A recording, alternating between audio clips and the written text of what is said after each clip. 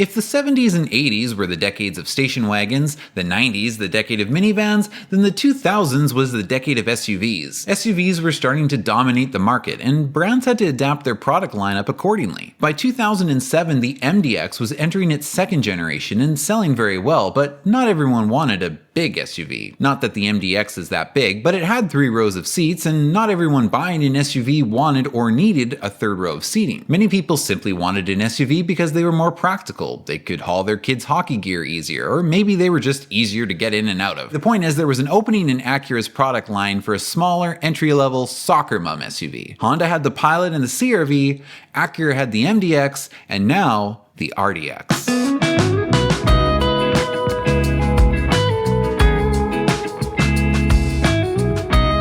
Really dive into the first generation, let's take a quick look back at the RDX concepts. This first one is a rather interesting look, isn't it? I really don't know what Acura was thinking with this. This looks like Acura took a Nissan Cube, a Nissan Juke, a Pontiac Aztek, and a Buick Rendezvous, put them all in a blender and mixed up some kind of 2000s super cringe SUV smoothie. And this interior, it looks like something you might ride in if you lived in the world of the 90s TV show Reboot. Right.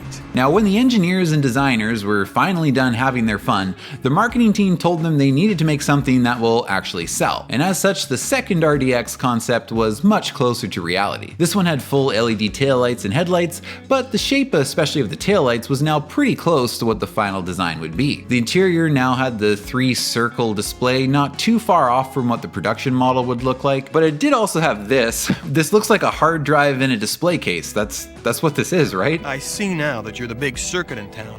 I'll throw my chips in with you. First gen RDXs do have the capability to rip any audio CDs you insert and save the music onto an internal hard disk, so I guess they were either showing that off or maybe the fact that it would have a hard disk based navigation system. Either way, they were like really proud of the internal hard drive. Now, looking at the design and styling we got for the production model, the LED lights have been cost cut out. I find the front end and the styling in general to be a little bland, but I honestly feel that the 2000s were not a great decade for vehicle styling in general. So this just kind of looks like any other generic 2000s SUV. The RDX was actually called a CUV, which stood for Compact Utility Vehicle. So what's under the hood of Acura's new compact utility vehicle? Well, it's the 2000s, so a K series of course, but not just any K series. This one was turbocharged and was actually Honda's first turbocharged production vehicle. But a 4-cylinder? Shouldn't it be a V6? I get that they didn't want to put the same engine in it as the MDX, which by this point was using the J37, but some say that they should have instead put in the J32 or the J35. The reality is though, this little turbo K23 puts out, on paper at least, more torque than either of those two engines, so maybe the little turbocharged K series was a win after all. You can't go wrong with the K series, can you? Although I should point out that this turbo K23 drinks premium and a decent amount of it. Its fuel economy is not much better than the larger V6 in the MDX. Transmission is a 5-speed automatic with paddle shifters.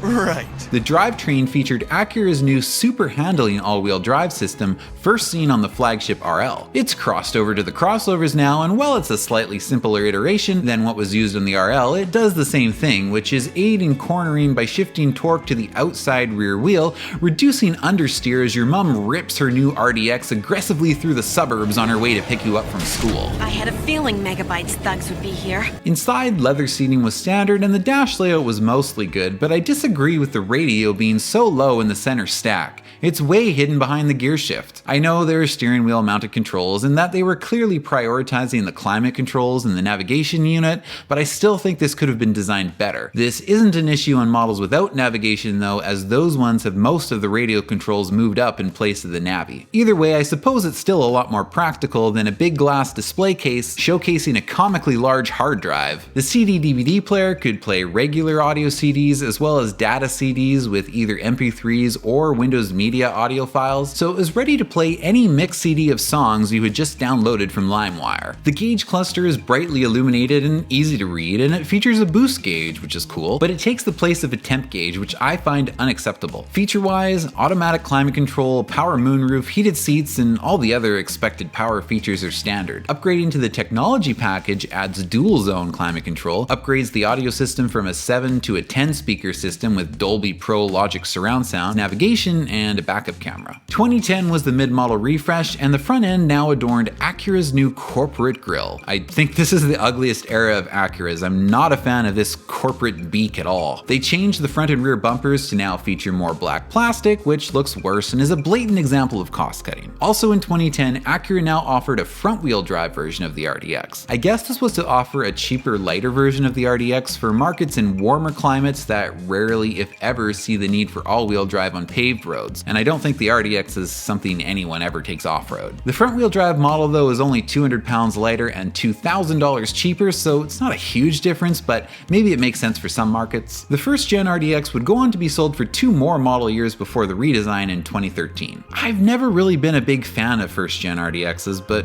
hey, what do you guys think?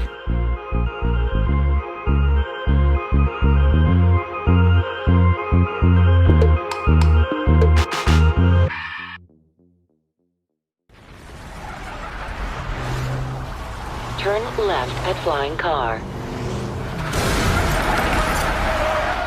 Turn right at Explosion. Stay left at Lightning Bolt.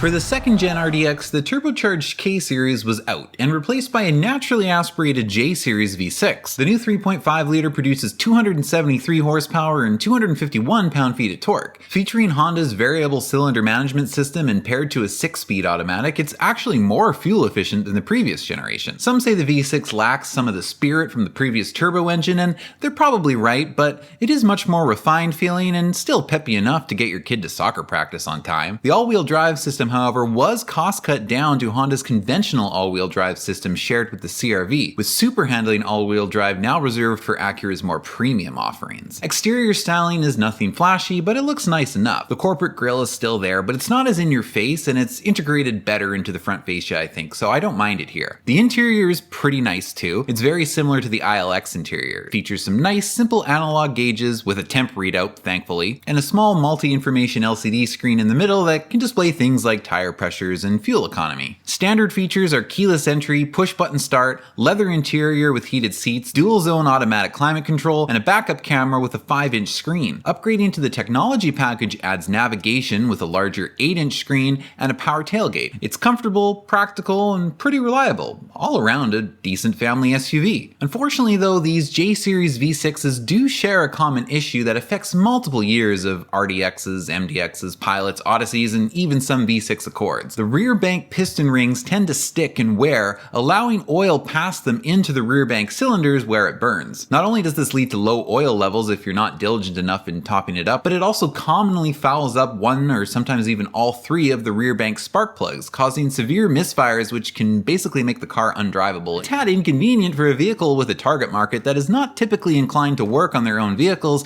and probably bought the RDX expecting it to be reliable transportation for their family because, you know, it's a Honda. The permanent fix for this is to replace the piston rings on the rear bank with updated ones, obviously a very involved and costly job. Honda continued to manufacture these J-Series engines for nearly a decade without fixing this issue, and therefore you can expect a large number of these vehicles in the used market to now have this issue. I mean, who wants to spend $5,000 to $7,000 to replace piston rings on a 10 to 15-year-old soccer mom SUV? The best thing you can do is diligently check your oil and make sure you keep it topped up in between oil changes. So don't think you can wait until your maintenance light comes on before you need to worry about checking or changing your oil. And the maintenance interval, in my opinion, is programmed to be way too long, and the reason for that is so that they can advertise a lower cost of ownership. All manufacturers do that nowadays. The more the engine runs low on oil, the more the piston rings will wear, which in turn will let more oil pass and increase the amount of oil it consumes, making the problem worse and creating a vicious cycle. And if you're ever driving one of these and it starts misfiring and you just need to get home, it's easy enough to keep what I call a piston ring band-aid kit in your car at all times. I've done it to my mom's RDX before, and now she keeps this little kit in her car,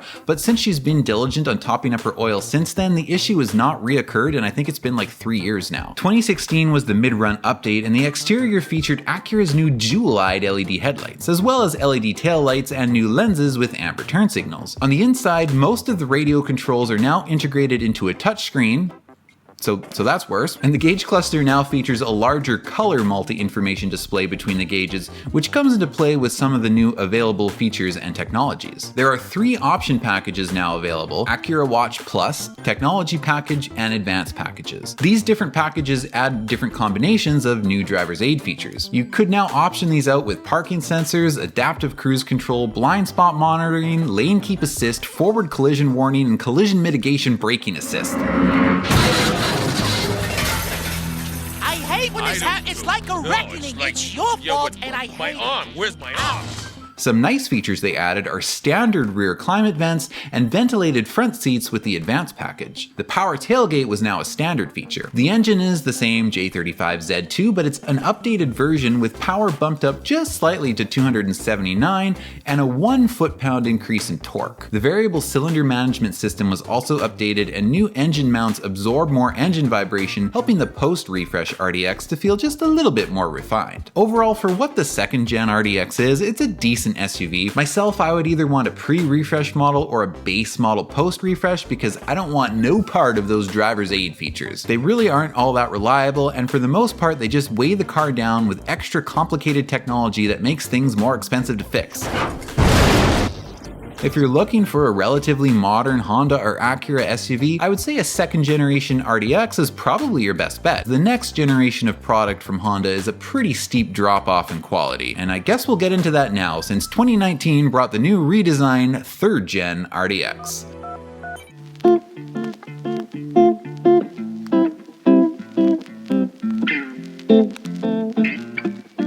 Now, at first glance, the 3rd gen RDX, which is still in production today, is a pretty sharp looking SUV, thanks in part to the better looking corporate grille Acura stole from Infiniti, who stole it from Lexus. On the inside, perceived quality is definitely improved when it comes to the design, the features, and the feel of the materials and everything you touch. It's pretty fancy, I have to admit, and an optional A-spec trim can give the interior an even more upscale feel with red leather seats and black Alcantara inserts. We've come full circle, I see. The infotainment unit is a 10.2-inch screen and operates from a touchpad in the center console. The gauges are very nice looking and the climate controls are well laid out, but the new 10-speed automatic has a push-button gear selector which I can't stand. These really should never be used for a variety of reasons.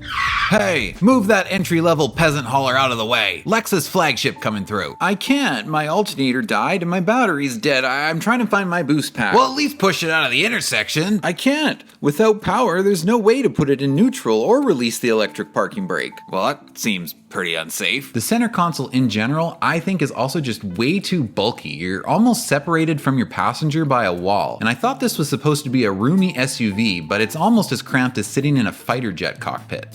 You kids today will never know the utility of a front bench seat. A large panoramic sunroof is standard, which is very nice, as are most of the driver's aid features that were optional last year, so now there's no escaping them. A surround view 360-degree camera is now available on the advanced package. Under the hood, they've changed course again and gone back to a turbo 4-cylinder, now a direct injected K20C4. Horsepower is similar at 272, but torque is up to 280 foot-pounds. The all-wheel drive system is now back to Acura's super handling system, so clearly they've reversed course here in a number of ways from the 2nd generation. The facelift in 2022 tweaks the front fascia with a new front bumper design, and the rear, I think the rear, it's just the exhaust tips that are different. That's all I can see. Let me know if I'm missing anything. For the refresh, Acura did also add more interior sound insulation materials and a few new interior features, including wireless Apple CarPlay and Android Auto, because apparently plugging a cable in is way too much work nowadays. I'm not kidding.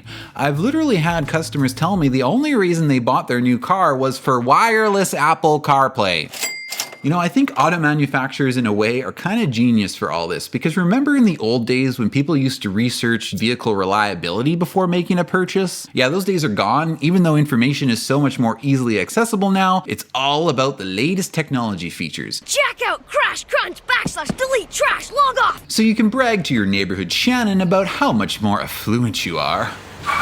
That's right, Shannon. This baby's got wireless Apple CarPlay. No messy cables for me. Well, no, I can't show it to you. It doesn't actually work with my phone, but it works on my cousin's phone sometimes, so the car has it, okay? Hey, who are you? I'm the only one on this street driving a real SUV. Brought to you by Isuzu. As of 2024, the front-wheel drive RDX model has been dropped, and they're back to all being turbocharged 4-cylinders with super handling all-wheel drive. just like they were in 2007. I guess Acura isn't ready to redesign the RDX yet because for the 2025 model year there's been another slight refresh. The corporate grille is now frameless and features diamonds because diamonds mean luxury. Other than that, it's mostly just new color options. Inside they did update the center console slightly and give it more storage, but they didn't fix the fundamental touchpad flaw. It works somewhat like a laptop touchpad except for it doesn't have a cursor, so that's unfortunate. I mean, I'm not big on touchscreens, but this should probably have a touchscreen. Or use the Mazda infotainment unit method, I don't know, do something. But apparently putting diamonds in the grille was more important. With a predicted reliability rating from JD Power of just 2.5 out of 5, these are definitely not my favorite RDXs, but let me know in the comments what your favorite RDX generation is.